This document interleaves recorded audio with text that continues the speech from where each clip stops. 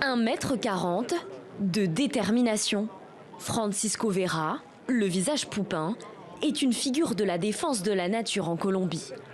C'est l'Union européenne en personne qui l'a invité à Glasgow pour prendre la parole. Si nous n'avons pas de présent ou d'avenir, les jeunes ne pourront pas étudier. Or, c'est une priorité. Je sais que beaucoup diront que l'environnement est une question qui concerne les gouvernements et les adultes, mais cela concerne aussi les enfants. C'est à l'âge de 9 ans que Francisco passe à l'action. Profondément choqué par les incendies ravageant l'Amazonie, il parvient à fédérer une communauté de militants écologistes en faisant du porte-à-porte et crée l'association Les Gardiens de la Vie.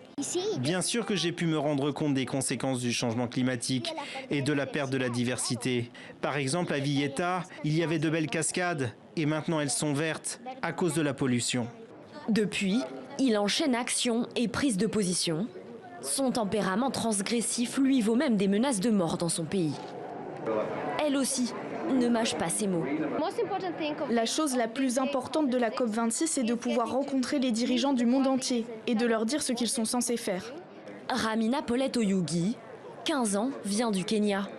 Invitée à la COP26, cette écologiste est venue dénoncer les effets dévastateurs de la pollution dans son pays et plus particulièrement au lac Victoria, où elle a grandi. Je suis personnellement affectée par le changement climatique. Prenons l'exemple du lac Victoria. Les niveaux d'eau élevés ont provoqué des inondations et un déséquilibre des niveaux d'eau en Afrique de l'Est. À leur manière, Francisco et Ramina incarnent une génération militante, une jeunesse prête à tout pour relever les défis climatiques.